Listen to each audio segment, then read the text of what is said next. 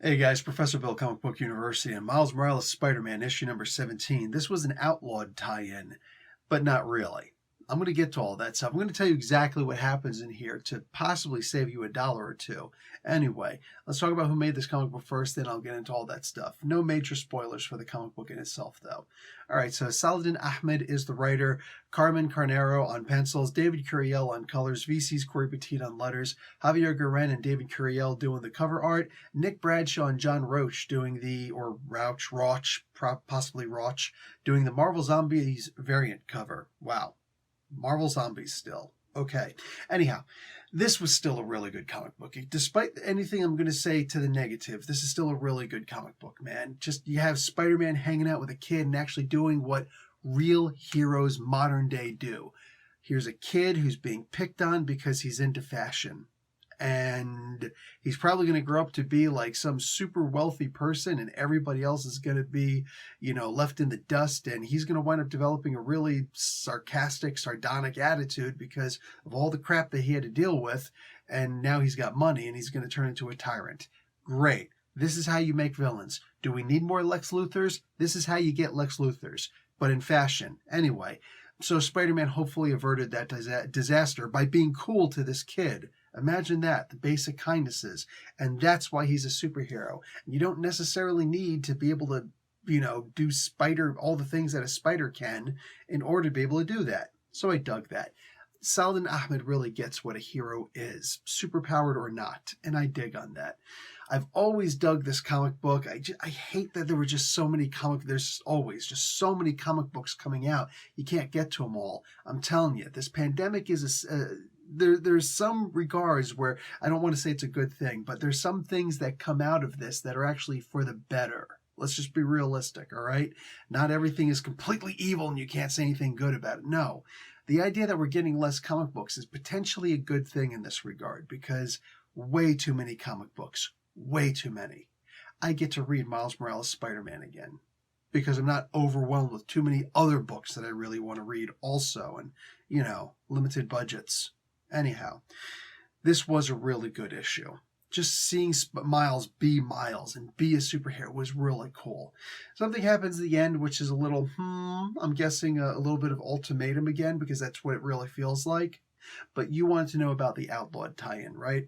This is not really much of an Outlawed tie-in. This is what I'm going to flat out spoil for you. The idea that Spider-Man is just swinging and all of a sudden a net gets shot at him. Don't worry, that's the only offensive thing that happens to him by this Cradle team. Because yes, it's Dum Dum Dugan and 8 other guys in Cradle, and they're just like, Kamala's Law, blah, blah, and all this generic stuff thrown at you. Cool.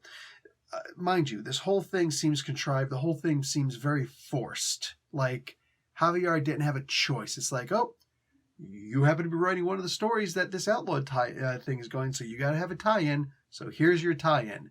Do something that's a tie-in. He's like, fine, I will interrupt my story for this.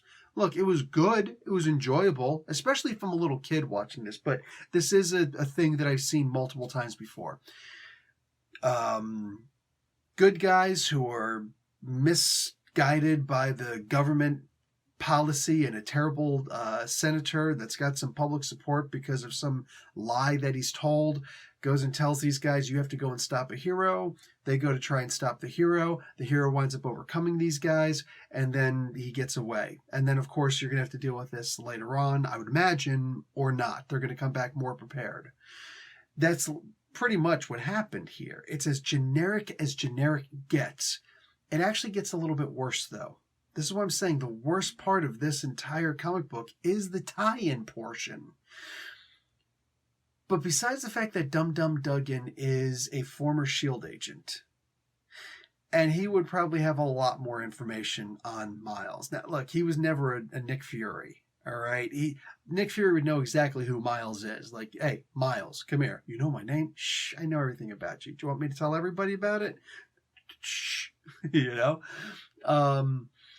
No, but I think that he would be a little bit more prepared going in. He fires a net at a guy who can do all the things that a spider can. Really? Anyway, so he says at one point, "Oh, clearly you're, I thought you were just a knockoff of Spider-Man. Clearly you're a lot more than that." He wasn't even prepared to deal with Miles as being just a regular Spider-Man. So what the hell? Here's the thing that bothers me a little bit, and I have to remember that Spider-Man is just a kid, all right? Miles Morales is just a kid, so maybe he would do something this dumb. He's going to really show off to these guys. He could have taken these guys out as just using the regular Peter Parker Spider-Man stuff, but he also uses shock ability. He also uses camouflage ability. This was just really dumb because he just gave Dum Dum a huge profile that can be used against him. That was a really dumb move. And of course, now Dum Dum's going to come back and he's going to be more prepared than ever. He knows your route. Obviously, you got a team here, like that. So, I mean, I don't even know where else to go with this. I think that the worst part about this comic book is that it's a tie-in, and the tie-in part was the only thing that really brought me down as far as the comic is concerned. Really generic, really tropey, not what I'm looking for in a comic book. Everything else in this comic book was cool. I wish that I could have taken out those 7 pages or so that had the little beatdown sequence to actually have some good story in here, not this contrived stuff. Anyway, all that being what it is, it's still a fun comic book. I still enjoyed it. I'm glad that it was a tie-in just because it got me to read some more Miles Morales again. This pandemic, I don't know what's going on with the outlawed stuff. So again, I saw this, I'm just like, ooh, outlawed. Yum, yum, yum, yum, yum, yum. I want some more, right? We'll see what happens.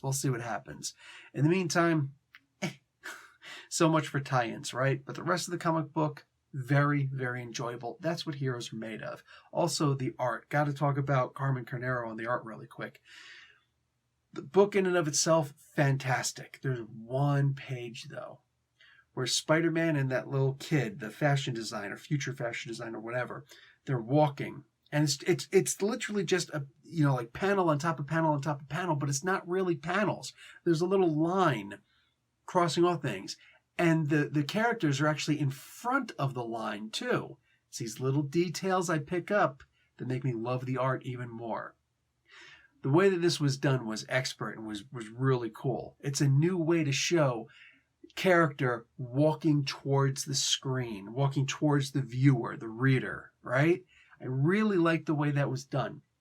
And it's one of the reasons why I need a physical copy in my hand to actually show you this stuff. I don't even know what the previews are going to be on this when they finally show up and whatnot. But anyway, this was a really fun comic book. I enjoyed this, and the art, man, had me going. Definitely consider checking this comic book out. Tell me what you think of that particular panel in and of itself, because I've seen lots of different versions of that. This was very unique. Probably the most unique part about this comic book. Anyway, I'm out. Professor Bell, Comic Book University. Class dismissed.